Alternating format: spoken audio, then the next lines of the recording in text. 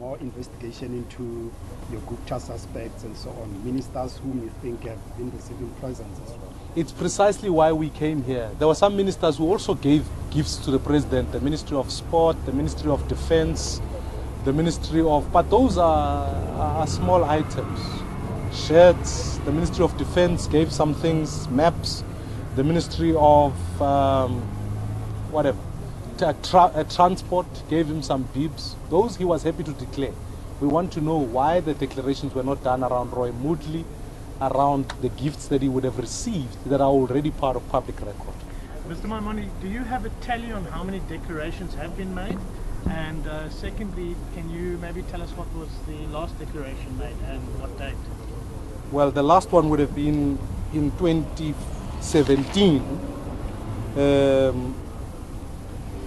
but it's quite a number of things, because you must recall, for example, at the inauguration, the president received gifts from various heads of state. So it becomes a lot of information to go through.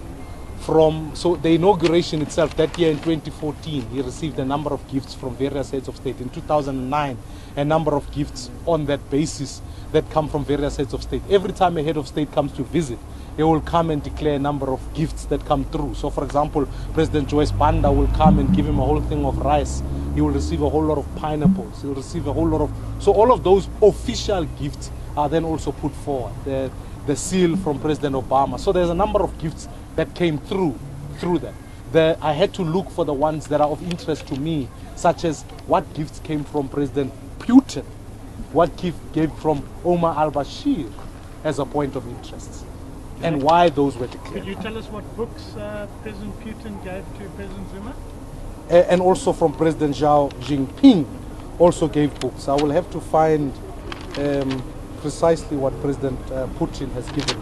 Clearly not satisfied with this, so where to from here? And also seeing that there is some sort of a relationship with Roy Moodley, whether it's the Durban property matter, does that concern you, that there is a bit of a relationship with this Roy Moodley, who is quoted in the book by Jack Paul? From henceforth we go, of course it confirms the relationship with Mr. Moodley. What we want to know is, where was the R1 million declared, and was in fact the appropriate tax paid for it, and what was that money for? No one pays you R1 million a month for no specific reason.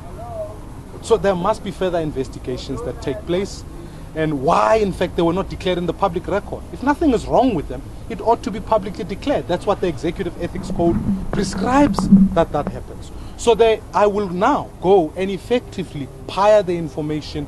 We will continue the investigation till we get to the bottom of what is the nature of the relationship, why the gifts from even Shabir Sheikh are not declared, and the various other leaders that come in.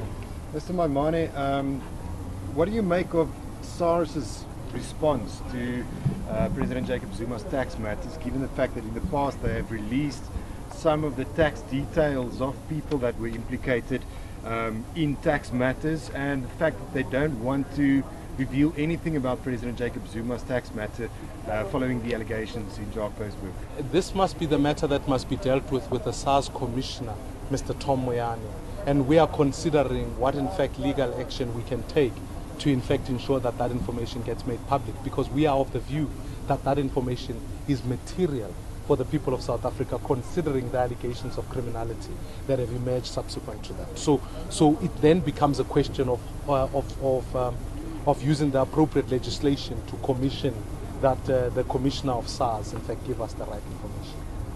It would seem as if the allegations made in Paul's book, and we were speaking about it as the media earlier on, that you seem to be taking it on face value, coming to check here. But are there any efforts to first make sure that the information contained in that book is actually quite correct? Is it correct? Perhaps maybe it's not. Hence, you're not saying the declaration of interest here. So are you careful around that issue, that you can't take everything on that book on face value, because it has not been verified by any official body?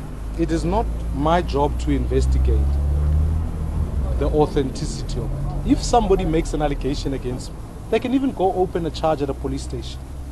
But if someone defames me and makes false information, it is then my responsibility to come out and declare that in fact, no, none of this is true. That is why it becomes important that we pire the appropriate information, that in fact we need to know. If the allegations are false that Mr. Poe is making, then it's up to the presidency to in fact ensure that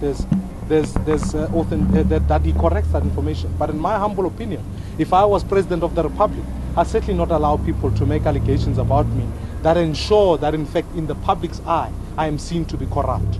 We know President Jacob Zuma's reputation. That's why investigations must take place, and we'll get to the bottom of this. So my next job is to pile the information to make sure if there are people who are lying, the truth will come out.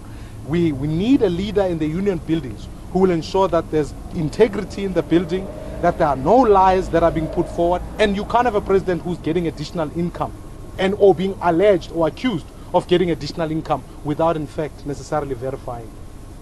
How was the reception, Mr. Maimane? Were you offered something to drink? Some presents. No, I didn't get any gifts. I want to clarify that point. No, we had a very cordial relationship with the presidency, and I certainly thank the staff that were here. They were very helpful. The security were very professional, and I think that the issue is not about the operation in the presidency.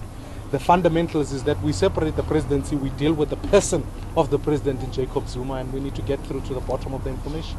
You see the fees report there on his desk. That's another issue that we are going to continue to fight about. No, it's being released today at 12 o'clock. What's your view on the commission? Well, I think what's important to note is that we can't do things that are fiscally irresponsible.